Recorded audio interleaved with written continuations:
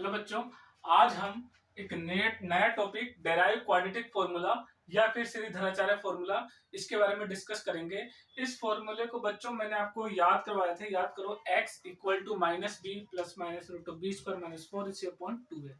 ये quadratic formula है और इसे डेराइव कर दें। ये बना कैसे बच्चों? इसको बनाने के लिए मैं एक मेथड बताने जा रहा हूं और उस मेथड का नाम है कंप्लीटिंग द स्क्वायर मेथड। जो मैं आपको लिखा था ना बच्चों, क्वाड्रेटिक इक्वेशन सोल्व करने के कितने method? 3 method.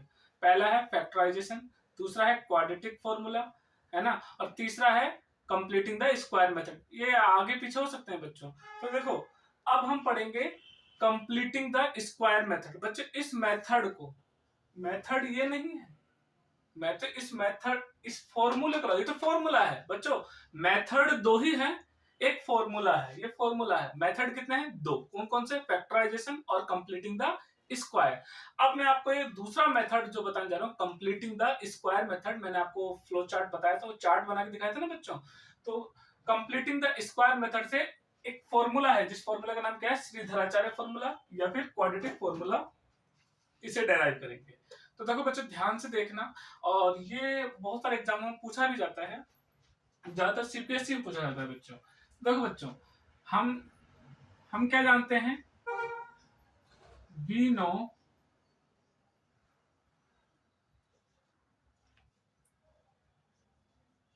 ax square plus B X plus C equal to 0। बच्चों यही क्वाड्रेटिक इक्वेशन है भाई। ax square plus B X plus C equal to 0, यही तो आपकी क्वाड्रेटिक इक्वेशन है। अब इस क्वाड्रेटिक इक्वेशन के सॉल्यूशन की बात कर रहे हैं। किसकी बात कर रहे हैं? सॉल्यूशन की बात कर रहे हैं। तो ये सॉल्यूशन, इसको सॉल्व करने के कितने मेथड बच्चों? मेथड तो दो ही है, एक तो फॉर्मूला है। मेथड कितने? दो। कौन कौन से? फैक्टराइजेशन, जिसमें याद करो लास्ट और फर्स्ट को मल्टीप्लाई करते थे और मिडिल टर्म को क्या करते थे? स्प्लिट, तोड़ते थे, याद करो। और दूसरा मेथड क्या है? Completing the square method. बच्चों कंप्लीटिंग द स्क्वायर मेथड को सोल्व करने का फिक्स मेथड है, कोई बच्चा गलती नहीं करेगा। ध्यान से सुनना बच्चों, सबसे पहला काम सुन लो।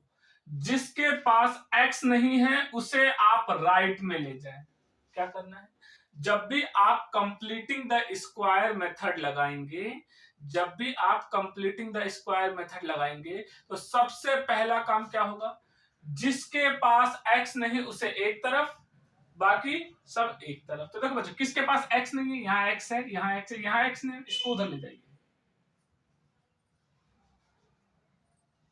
ए X square plus B X equal to, देखो बच्चों प्लस का सी है, उधर जाके माइनस का सी।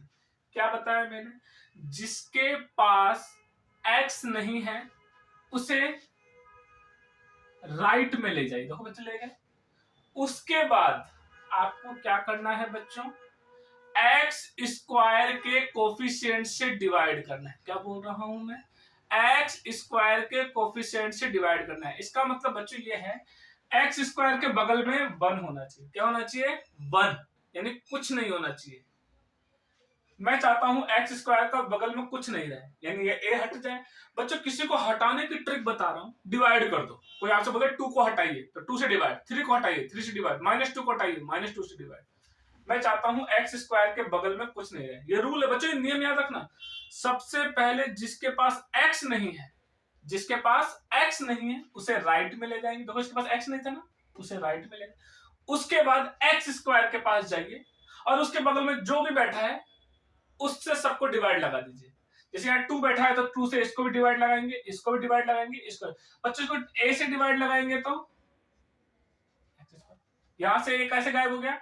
इसके नीचे ए से डिवाइड लगाया, ए से ए कट गया, ए बन जा ए। बच्चों इसके नीचे ए से डिवाइड लगाइए तो बी अपॉन ए और एक्स। देखो बच्चों एक्स को साइड में लिख दिया, एक ही बात है। देखो बी के नीचे किसका डिवाइड लगा दिया?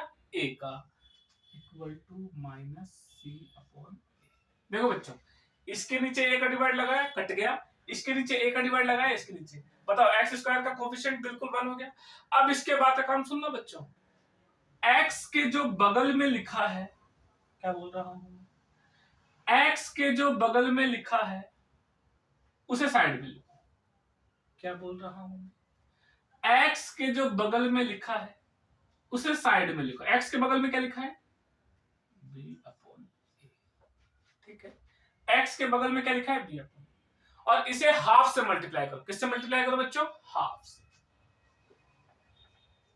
और इतना कर देने के बाद इसका क्या लगा दो बच्चों? Whole square. याद हो गया क्या बोल रहा हूं मैं? x के बगल वाले को साइड में लिखें, उसको हाफ से मल्टीप्लाई करें, और उसको ब्रैकेट ओपन करके क्या लगा दे? Whole square. बच्चों सॉल्व करो इसे। b बन जा b, 2a, और इसका क्या लगा दो बच्चों? अरे आ रहा है समझ में? और ये जो चीज है ना बच्चों, इसे दोनों तरफ क्या कर दो? ऐड कर दो। क्या कर दो? ऐड कर दो। ये याद रखना पड़ेगा बच्चों। सबसे पहले क्या करते हैं, जिसके पास x ने उसे राइट में भेज दिया। उसके बाद x स्क्वायर के बगल में जो बैठा है उससे सबको डिवाइड लगाओ। यहाँ a बैठा था तो a में a का डिवाइड इसमें भी लगाया, इसमें भी लगाया। देखो यहाँ लगाया तो a कट गया, यहाँ पे a का डिवाइड, यहाँ पे a का डिवाइड। समझ में आया? इतना कर लेने के बाद x के जो बगल में है उसे साइड में लिखो, उसको हाफ से मल्टीप्लाई करो, और उसका क्या लगा दो? Whole square. और ये जो आया है ना बच्चों, इसको दोनों तरफ क्या कर दो? जोड़ दो। क्या कर दो? जो या बच्चों इसको थोड़ा और सोल्व करो। b का स्क्वायर कितना होता है? b square. 2 का स्क्वायर 4, और ये बच्चों इसको सोल्व किया है, ये स्क्वायर इस पे लगे तो b स्क्वायर। 2 का स्क्वायर कितना होता है? 4, और a का स्क्वायर a स्क्वायर। और इस चीज को क्या कर दो? दोनों तरफ जोड़ दो बच्चों। देखो x square plus b upon a x। देखो बच्चों ये तो ऐसे कैसे लिखा? मैंने क्या बोला? ये जो आपने लिखा है इसको, इसका सॉल्यूशन इसको दोनों तरफ जोड़ो। b square upon 4a square. ठीक है बच्चों, इधर जोड़ा है ना, अब इधर भी जोड़ना है। इक्वल टू, पहले बच्चों इसको लिख दूं, b square upon 4a square. देखो बच्चों इस तरफ भी जोड़ा और इस तरफ, और ये इधर क्या लिखा हुआ है? माइनस। देखो बच्चों क्या किया, इस स्टेप से इस स्टेप पे देखो, ये जो आपने निकाला है ना, इसको इस तरफ भी जोड़ दिया। ये देखो इक्वल इक्वल, और इससे पहले ये और ये देखो, ये माइनस सी अपॉन है, तो ऐसे कैसे? इसके पहले भी जोड़ दिया। अब बच्चों को सॉल्व करना है, आंसर आने वाला है। बच्चों देखो हमेशा इसको सॉल्व करने की ट्रिक बता रहा हूं। ऐसा लिख लेने के बाद हमेशा यहाँ पे एक काम होगा। क्या होगा वो काम? सुनना, इनके स्क्वायर भूलना है, इसके और इसके। ध्यान सुनना, एक्स स्क्वायर का स्क्वायर भूल जाओ, एक्स लिख दो। मिडिल वाले का क्या लेना है? Symbol, sign. पॉजिटिव है तो पॉजिटिव, नेगेटिव। देखो इसका स्क्वायर भूल जाओ, एक्स आ गया। इसका प्लस ले लो, अगर माइनस होता तो माइनस। और बच्चों ये इसका भी स्क्वायर भूलो, ये किसका स्क्वायर था? ये पूरा b अपॉन 2a का जो स्क्वायर था भाई, इसका स्क्वायर भूलना है। तो b अपॉन ये किसका था बच्चों? 2 का, और ये किसका था? a। तो यही तो था, इसी का तो स्क्वायर करके आया है। देखो b अपॉन 2a का स्क्वायर भूलना है। क्या भूलना है? पावर भूल ली। देखो स्क्वायर भूल गए, और इस पे ऐसे टोटल पे क्या लगा दो? Whole square. ये हमेशा करना है बच्चों। इसका स्क्वायर भूल गए, प्लस प्लस इसका भी स्क्वायर भूल गए। किसका होल स्क्वायर था बच्चों? ये b अपॉन 2a का होल स्क्वायर था। तो देखो b अपॉन 2a, इसका स्क्वायर भूल के लिख दिए। बीच वाले का क्या लेते हैं? सिंबल, और साइड वाले का भी स्क्वायर भूल के लिख दिए। इक्वल टू में बच्चों इसको सॉल्व कर, नीचे एलसीएम क्या आ रहा है? एलसीएम लेने की ट्रिक बता देता हूं बच्चों, है ना। देखो पहले दोनों में कॉमन देखो। कॉमन क्या है बच्चों? ए यहां पर भी है, ए यहां पर भी है। एलसीएम में जब कॉमन दिखे तो कॉमन में देखो बड़ा कौन है, वो एलसीएम आता है। ए यहां पर भी है, ए यहां पर भी है, तो इन दोनों में बड़ा कौन है? ए स्क्वायर। तो ए स्क्वायर आ गया बच्चों एलसीएम। देखो एलसीएम लेने की ट्रिक होती है, पहले देखो दोनों में ए है क्या? बिल्कुल है, लेकिन यहाँ पे ए पे पावर नहीं, यहाँ पे ए पे पावर है। तो बताइए दोनों में बड़ा कौन है? ए स्क्वायर। तो ए स्क्वायर एलसीएम। अब बताओ क्या बच गया? 4। जो चीज बच जाती है ना उसे भी लिख देते हैं। अब बोलोगे सर यहाँ तो 4 था ही नहीं। अगर कोई चीज एक्स्ट्रा है जो इसके पास इसके पास नहीं, वो एलसीएम में आती है। तो एलसीएम आ गया। अब एलसीएम लेने की ट्रिक क्या है? नीचे वाले को नीचे वाले से डिवाइड करो। बताओ हाउ मेनी टाइम्स? 1 टाइम।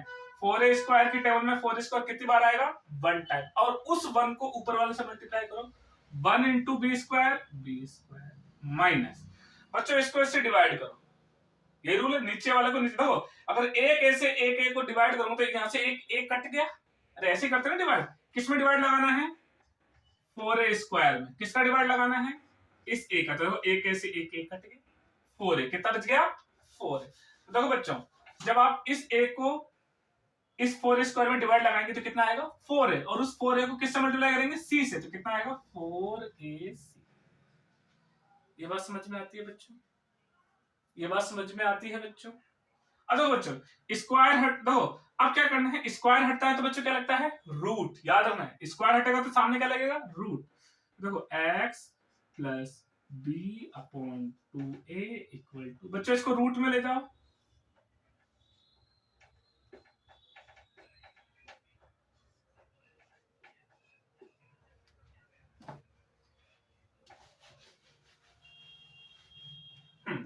देखो बच्चों ये रूट आ गया, ये रूट आ गया।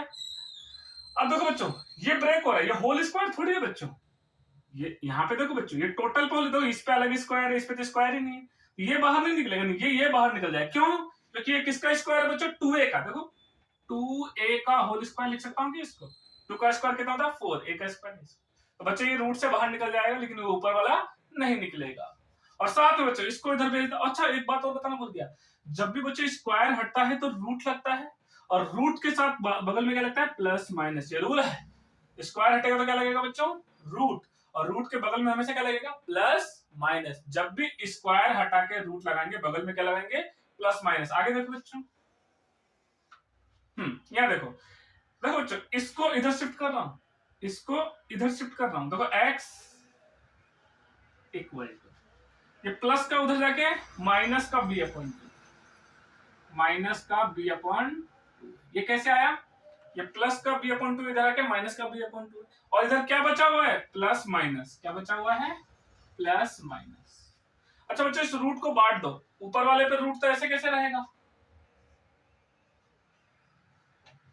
ये बात तो पता है ना कि भाई इस पे से क्यों नहीं हटा ये रूट, क्यों, क्योंकि ये होल स्क्वायर नहीं है, लेकिन ये किसका होल स्क्वायर है बच्चों 2a का, तो ये इस पे से रूट हट जाएगा, तो नीचे क्या आ जाएगा, अरे 2a कैसे आया, 4a किसका होल स्क्वायर होता है 2a, 4a स्क्वायर किसका होता है 2a का ही तो स्क्वायर होता है, इसलिए बच्चों देखो नीचे सेम सेम है तो एलसीएम ले लीजिए, तो नीचे वाले सेम होते हैं तो ऊपर वाले को डायरेक्ट लिख दीजिए, minus b plus minus root of b square minus 4ac upon 2a।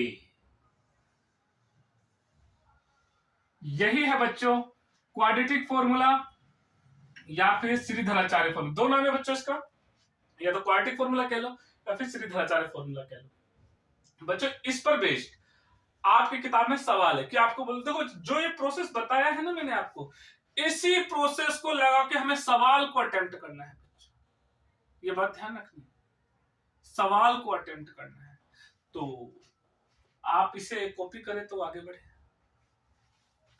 तो आई होप आपने कॉपी कर लिया होगा। तो बच्चों अभी अभी आपने ये फॉर्मूला डेराइव किया, ये फॉर्मूला कैसे बनता है, इसमें आपको कुछ नहीं करना है कि आपको इसमें जो मैंने आपको प्रोसेस बताया है वो प्रोसेस कौन सा मेथड को बताता है बच्चों, वो मेथड है कंप्लीटिंग द स्क्वायर मेथड। कौन सा method, completing the square method. तो उस मेथड से आपने इस फॉर्मूले को जर्नलाइज किया।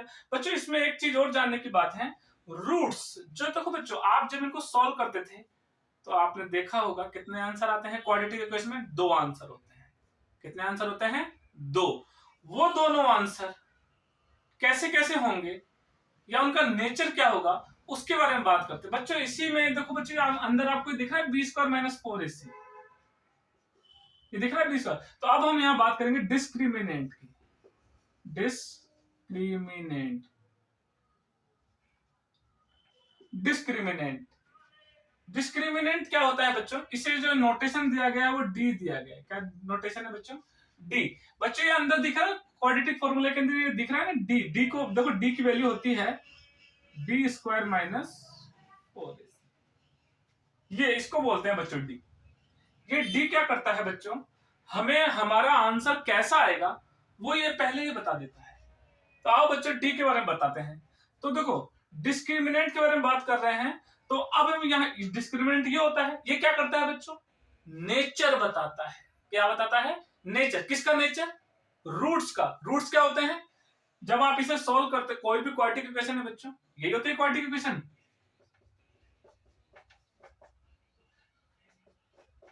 जब इसको सॉल्व करते तो दो आंसर आते हैं बच्चा, भाई दो आंसर आते हैं, पहले आंसर को क्या मान ले अल्फा, दूसरे आंसर को क्या मान ले बीटा। भाई इसको सॉल्व करते हो तो दो आंसर आएंगे, दो ही आएंगे, अब बोलेंगे सर वो दोनों एक ही आया, तो एक नहीं आएगा, गलत है, फिर आंसर तो दो ही आएंगे। वो अलग बात है दोनों सेम सेम आ जाए, ये भी हाफ आ जाए, ये भी हाफ आ जाए, या दोनों अलग अलग आ जाए, एक पॉजिटिव एक नेगेटिव, कुछ भी हो सकता है बच्चों। तो आंसर कितने आएंगे? दो। इन आंसर्स को क्या कहते हैं? रूट्स। क्या कहते हैं बच्चों? रूट्स। इन्हें क्या कहते हैं बच्चों? रूट्स। अब इनके नेचर के बारे में बात करेंगे। ये जो दोनों आंसर हैं दिखने में कैसे हैं, तो उनके लिए हम क्या बात करते हैं, इसके बाद हम पढ़ेंगे nature of roots. Nature of roots. Roots का नेचर, यानी जो इसको सॉल्व करने पे जो आंसर आते हैं वो कैसे हैं, उनके बारे में बात करते हैं बच्चों। तो उसके लिए कौन जिम्मेदार होता है? डी। डी बताएगा आंसर कैसा है। तो देखो बच्चों, मैं कंडीशन लिख रहा हूं, ये आपको क्वेश्चन हमेशा पूछता है, इस पर बेस्ड एक सवाल जरूर आता है। तो देखो बच्चों, अगर डी की वैल्यू ग्रेटर देन 0, इसकी तरफ मुंह खुला में तो कौन बड़ा? 0 बड़ा कि डी बड़ा? डी बड़ा। और 0 क्या है? छोटा। 0 छोटा, इसका मतलब क्या है बच्चों? डी क्या है? पॉजिटिव। कोई चीज 0 से बड़ी, इसका मतलब पॉजिटिव।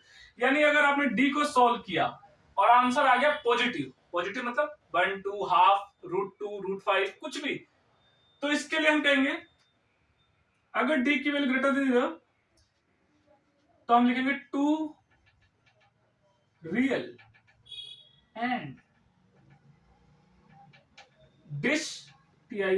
Distinct roots. देखो आंसर कितने होते हैं? 2। और दोनों कैसे होंगे? रियल। क्या होंगे? रियल। क्योंकि हम बच्चों, हम ये सारा काम रियल वर्ड में कर रहे हैं। रियल नंबर होता है ना, वैसे ही आपका पहला चैप्टर है रियल नंबर। देखो कितने आंसर होंगे? 2। और दोनों के दोनों कैसे होंगे? रियल। और साथ में डिस्टिंक्ट मतलब डिफरेंट डिफरेंट। डिस्टिंक्ट का मतलब क्या होता है? अलग अलग। डिस्टिंक्ट का मतलब क्या होता है? यानी कि अगर पहला 2 है तो दूसरा 2 नहीं होगा, सेम सेम नहीं दिखेंगे, अलग अलग। आ गया बच्चों समझ में? 2 रियल एंड डिस्टिंक्ट। 2 आंसर होंगे, दोनों रियल होंगे और दोनों अलग अलग शक्ल में होंगे, अलग अलग दिखेंगे, सेम नहीं होंगे। अगर मान लो बच्चों आपने डी को सोल्व किया, इसको सोल्व किया और आंसर आ गया 0, इक्वल टू 0 आ गया, तब यहां पे भी लिखेंगे 2 real and equal roots.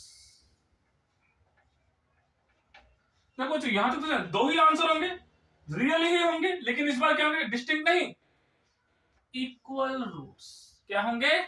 Equal root. Equal का मतलब अगर पहला आंसर 2 है तो दूसरा भी 2 होगा, अगर पहला आंसर √2 है तो दूसरा भी √2 ही होगा। समझ में आ रहा है? और लास्ट एंड इंपॉर्टेंट बच्चों, डी की वैल्यू मान लो लेस देन 0 है। इस बार किसकी तरफ मुंह खुला है? 0 की तरफ, मतलब 0 बड़ा है, इसका मतलब डी छोटा है। अगर 0 बड़ा हो गया, डी छोटा हो गया, इसका मतलब डी का आंसर कैसा है? नेगेटिव। इस स्थिति में बच्चों, इस स्थिति में क्या होता है कि डी की वैल्यू अगर नेगेटिव है, अगर डी की वैल्यू नेगेटिव है तो नो रियल रूट्स। क्या बोलेंगे? नो, कोई रियल आंसर नहीं होगा। आंसर तो अच्छा, आंसर आएगा क्या? कोई पूछ ले बच्चों, आंसर तो इसमें भी आता है। और कितने आंसर आते हैं?